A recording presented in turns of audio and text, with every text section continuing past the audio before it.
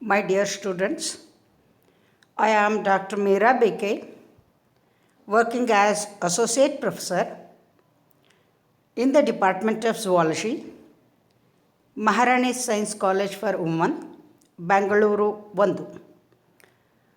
In my last class, I have taught you what are known as molecular scissors or restriction endonucleases, which are indispensable for recombinant DNA technology experiments. In this online class pertaining to RDT, we shall learn few more other enzymes which find applications in this field. When I say there are molecular scissors meant to cut the DNA fragments, we should have some enzymes which do the opposite reaction, that is, which help in joining the DNA fragments. There we call them as molecular scissors. We should have something which serve as molecular glues. That means which ligate two fragments of DNA, and those enzymes which ligate two fragments of DNA are called DNA ligases. Now we shall learn about DNA ligases. Now, the enzymes which are used for joining two fragments of DNA, that is for ligation of DNA, are called DNA ligases. There are two sources from which the DNA ligases are extracted. First one, mostly you extract these enzymes from T4 bacteriophage after infecting E. coli cells. By now, you must be knowing that phages are the viruses whose host cells are bacteria. So, T4 bacteriophage is one such virus whose host is Escherichia coli. So, once T4 phage infects E. coli cells, it starts producing the DNA ligases, and those DNA ligases are extracted. This is one source. And another source from which we can get DNA ligases is from uninfected E. coli cells, that is from Escherichia coli cells. Okay. So, after knowing the source, we can have DNA ligases from T4 bacteriophage once they infect E. coli cells. Another one being from uninfected E. coli cells. What exactly ligation reaction does? Ligation or the joining or the gluing reaction essentially involves joining of a 5' phosphate group, 5' phosphate group in one fragment of DNA to the 3' hydroxyl group of the other fragment of DNA to form what is known as phosphodiester bond. Okay? To understand this, you should know a little bit of biochemical nature of DNA. I suppose you already know it in your previous semesters. Okay? So, the ligation reaction does the joining of 5' phosphate group of one fragment of DNA to the 3' hydroxyl group of other fragment of DNA so as to form a phosphodiester bond. Now we shall study about both the types of DNA ligases. First one is bacteriophage T4 DNA ligase. To make the subject easier, I am just describing various steps pertaining to this enzyme under different subheadings. What exactly is the activity of phage T4 DNA ligase? What it does, it brings about ligation of cohesive ends, cohesive DNA termini or NICs, ligation of cohesive DNA termini or nicks. What do I mean by a nick? A small cut in a DNA fragment is called nick. In Kannada, we say kachu. Exactly, the kachu is the nick. So, this enzyme joins the cohesive DNA termini, or it will join that nicks also. So, that small cut is removed and you will get a continuous piece of DNA. This is the activity of this particular enzyme. Then, for any enzyme, you have to give the substrate. What is the substrate? The substrate for this is double-stranded DNA molecule with complementary cohesive termini.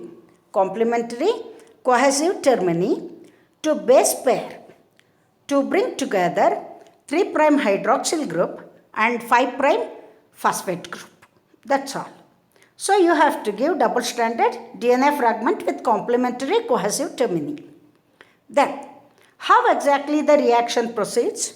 You can see the schematic diagram where I have represented a double-stranded DNA molecule with 5' end and 3' end.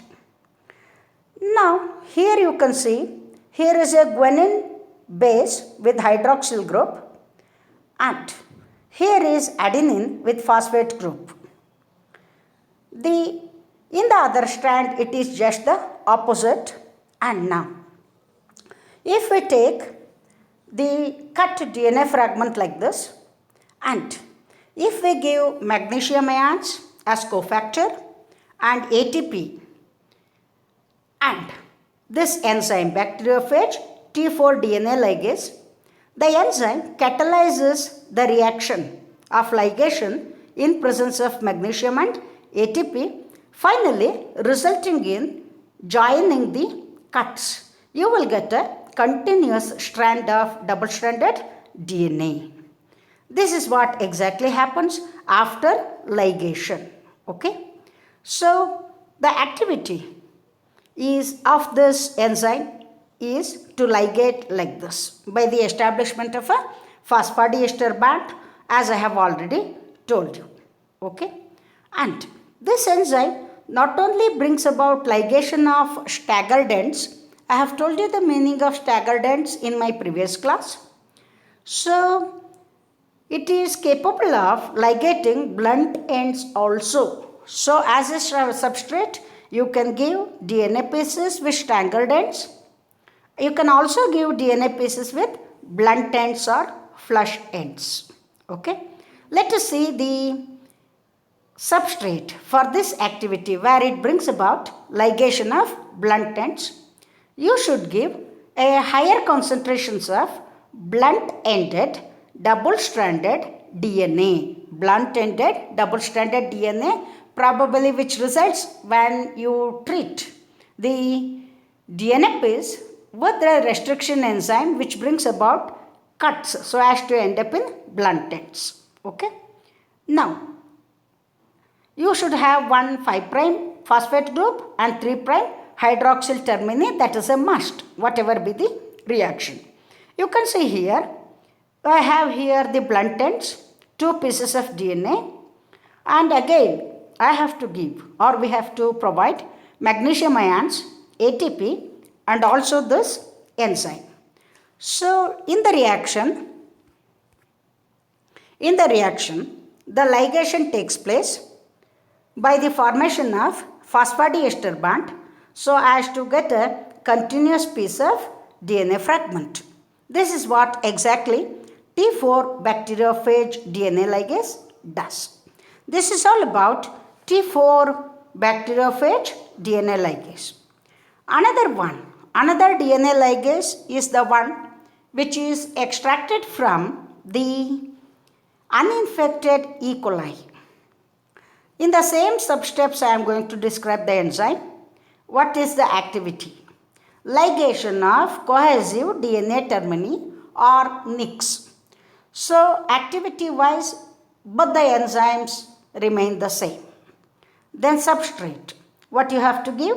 Double-stranded DNA with complementary cohesive termini, that base pair to bring together 3' hydroxyl and 5' phosphate group by the establishment of a phosphodiester bond.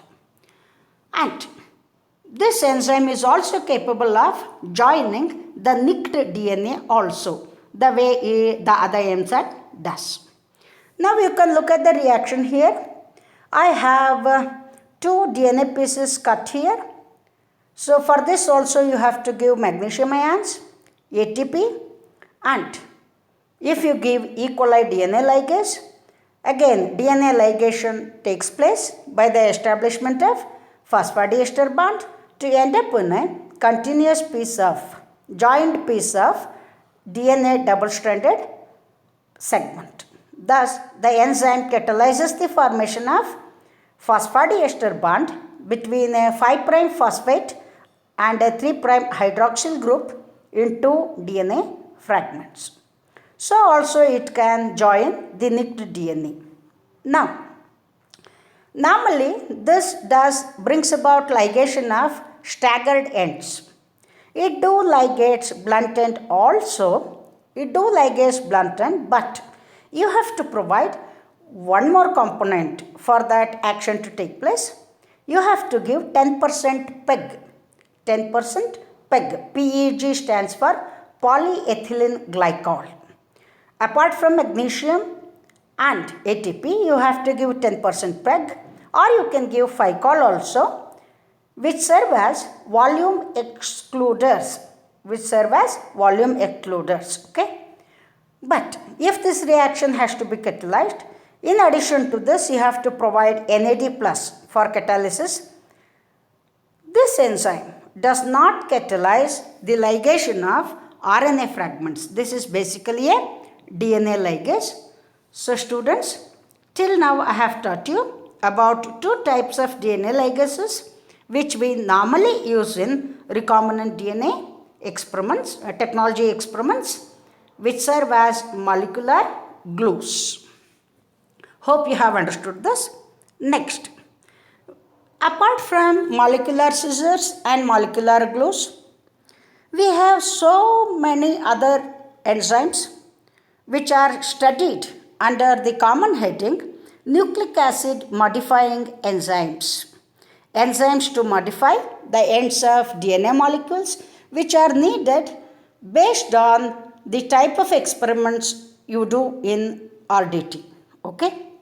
Now, as per your syllabus, you have to learn about only one such enzyme, that is alkaline phosphatase. Okay? Now, for the sake of modification of cut ends of DNA fragments and so many other fine tuning jobs that are essential in RDT experiments, we make use of several enzymes, hundreds of enzymes. What they do is they supplement the cutting and ligating enzymes. Cutting enzyme is restriction endonucleases. Ligating enzyme is DNA ligases. So ultimately, the whole motto is to prepare types of ends that are required for DNA molecules which are participating in recombinant DNA technology procedures. One such important enzyme what we make use of, often make use of, is alkaline phosphatase. Alkaline phosphatase. We shall study the source of this enzyme. It is again extracted from bacterial cells. When we say bacterial alkaline phosphatase, if the source is bacterial cells, we say that alkaline phosphatase as bacterial alkaline phosphatase, BAP. Another source is you can extract it from calf intestinal cells. When we say, call it as calf intestinal phosphatase, CIP. Okay? These are the 2 sources for alkaline phosphatase. Now let us study the functions, what it does. Phosphatase, the name itself says, it removes the phosphate moiety at the 5' end of a DNA strand. It removes the phosphate moiety at the 5' end of a DNA strand, whether it is a staggered end, whether it is a blunt end, or a resist end of a DNA, double-stranded DNA, whatever be the case, it simply removes the phosphate moiety where it finds use. It is very much useful to prevent unwanted ligation of DNA molecules. In the next slide, I am going to show what exactly I meant. So, it is useful to prevent unwanted ligation of DNA molecules, which is a very frequent problem often encountered in cloning experiments. So, when linear vector DNA is treated with alkaline phosphatase, it does its job. That means it removes terminal phosphate, 5' terminal phosphate group. The moment you remove this phosphate group, this prevents recircularization and plasmid DNA dimer formation. I'll just show you the diagrammatic representation, you will understand better. So, the moment this recircularization is avoided, you can always insert the DNA of your choice through DNA ligase participation. So, this is the reason why we make use of alkaline phosphatase. Yeah. Students, look at this diagram which depicts the action of alkaline phosphatase to prevent the recircularization or religation of vector plasmid. See here at the top of the diagram, I have a plasmid DNA. What I have done is I have cut it because I want to insert the DNA of my choice in that place.